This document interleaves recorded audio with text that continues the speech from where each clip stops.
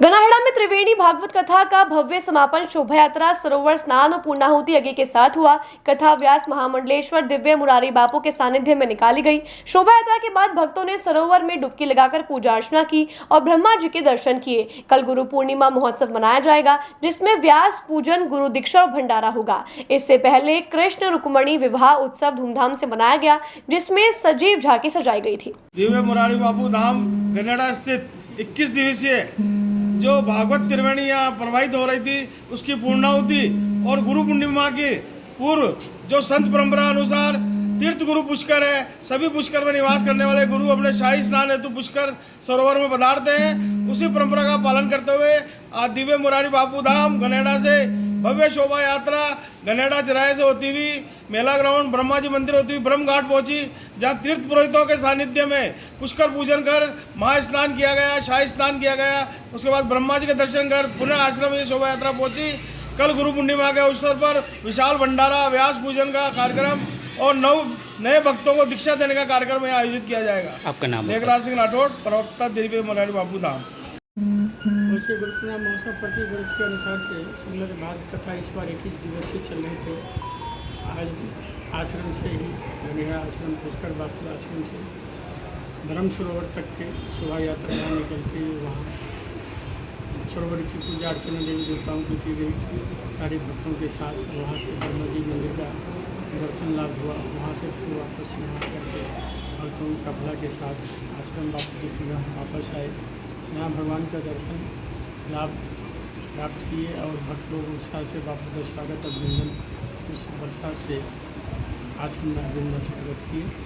और ये कार्यक्रम है, कल गुरु पूर्णिमा महोत्सव है। आज भागवत कथा का समापन भी है। कथा का टाइम वही है 206। पुनः शाम को भागवत की यात्रा आश्रम के अंदर ही भगवान के चरणों में समर्पित तिथि का होगा। कल से 8:30 बजे गुरु पूजा महोत्सव का कार्यक्रम बापू की शोभा यात्रा के साथ मंदिर से ही वहाँ व्यास गद्दी तक भक्तों के साथ विभाजन साथ में माहौल बनाते हुए सब भक्त लोग पूजा अर्चना करेंगे।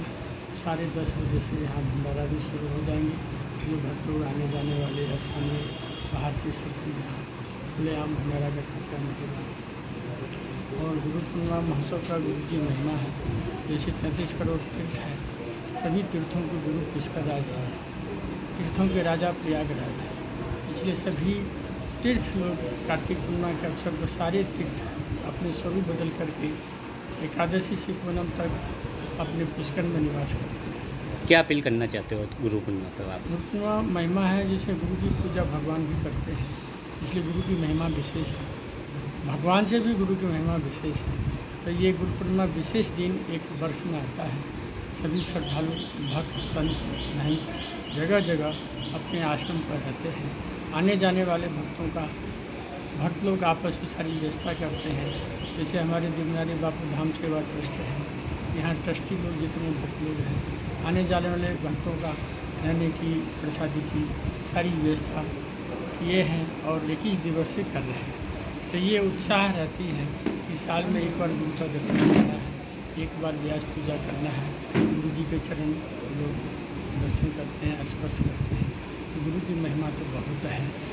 और आज के तारीख में भगवान तो भगवान ही हैं, भगवान के सामने कोई कर नहीं सकता है, लेकिन भगवान भी गुरु की महिमा को विशेष महत्व देते हैं और साल में एक दिन विशेष पूजा होती है। गुरु जी तो हमेशा वंदनीय हैं।